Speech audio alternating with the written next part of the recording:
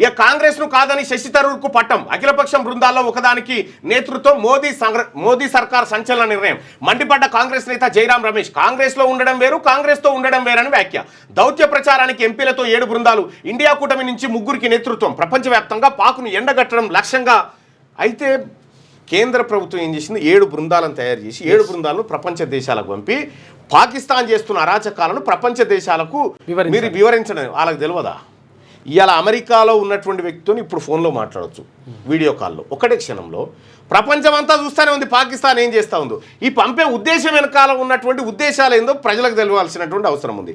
పాకును ఎవడన్నా మెచ్చుకునేటోడు ఉన్నట్టుకి చైనా ఓడు, టర్కీ ఓడు, గాడు తప్ప ఎవ్వడు మెచ్చుకోవడాలు చేసిన పనికి.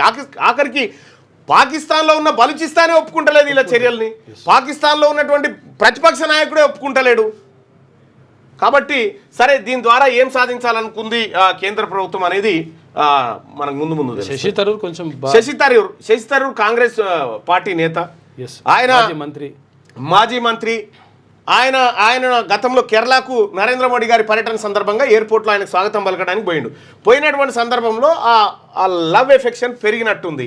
సో కాంగ్రెస్ పార్టీకి శశి థరూర్ ఇంత కాస్త దూరంగా జరుగుతున్నట్టు కనిపిస్తూ ఉంది.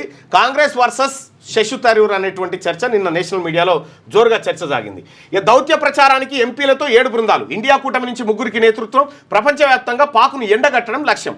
పాక్ కుతంత్రానికి వీళ్ళకు తలా ఒకటి డప్పు, ఈ గజ్జలు ఇచ్చి పంపుర్రి. ఏం చేసారు అనేది, ఎందుకంటే ఊర్లే ఇప్పుడు ఏదన్నా ఒకటి ఊరంతా ప్రచారం చేయడానికి మనం సాటింపేస్తాం కదా, అవి ఇచ్చి పంపుర్రీలకు.